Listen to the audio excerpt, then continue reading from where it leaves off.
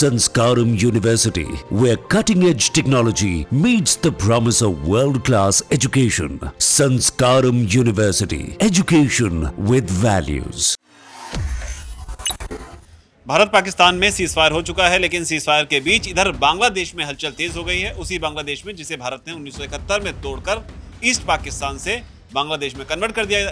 बांग्लादेश में क्या कुछ हुआ है, यहाँ के जो पूर्व राष्ट्रपति हैं वो आधी रात को करीब 3 बजे लुंगी में बांग्लादेश से फरार होते हैं और बांग्लादेश में हलचल तेज हो जाती है। हमारे साथ इस पर बात करने के लिए चेतन मौजूद हैं। चेतन, बांग्लादेश में जो अब राजनीतिक हलचल शुरू हुई है उसके बारे में जानकारी दीजिए, लेकिन उससे पहले ये बताइए कि जो पहलगाम में हुआ, इसके अलावा भारत और पाकिस्तान के साथ जो भी यहाँ पर घटनाक्रम हुआ उस पर बांग्लादेश का स्टैंड क्या था? देखिए, पहलगांव में जो हमला होता है, आतंकी हमला होता है, उसके बाद बांग्लादेश के विदेश मंत्रालय की तरफ से प्रतिक्रिया सामने आती है, कड़ी निंदा उस हमले की जाती है। और उसके बाद जब सीज़फायर का ऐलान किया जाता है दोनों देशों के बीच, उसके बाद भी बांग्लादेश की जो अंतरिम सरकार के मुखिया हैं मोहम्मद यूनुस, उनकी तरफ से प्रतिक्रिया सामने आती है और उनकी तरफ से ये कहा जाता है कि ये अच्छा कदम है कि दोनों देशों ने सीज़फायर के लिए सहमति जताई।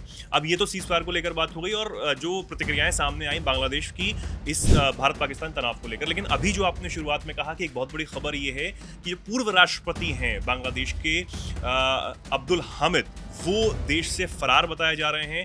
वो थाईलैंड पहुंचे हैं बांग्लादेश से निकलकर, और समय वो देखा जा रहा है रात को 3:05 पर वो फ्लाइट पकड़कर निकल जाते हैं थाईलैंड के लिए। ये एक बहुत बड़ी खबर है। अब हलचल तेज हो गई है। जो मोहम्मद यूनुस की अंतरिम सरकार उनके निकलने का जो तरीका रहा, क्योंकि जो खबर आ रही है उसमें बताया जा रहा है कि एक लुंगी में वो निकलते हैं। हाँ। तो ये बताता है कि कितने आनन फानन में निकले। बिल्कुल आनन फानन में निकले हैं।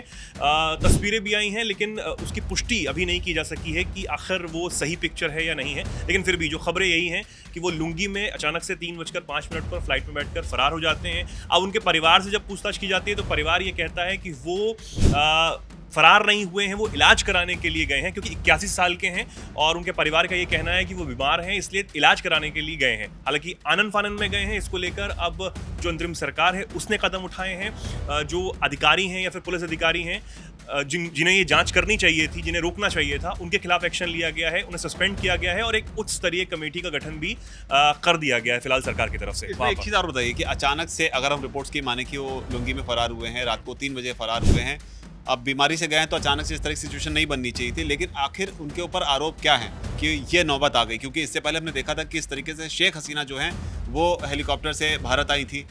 अचानक से इनके साथ में, पूर्व राष्ट्रपति के साथ में अचानक ऐसा क्या हुआ? क्या आरोप है इनके ऊपर?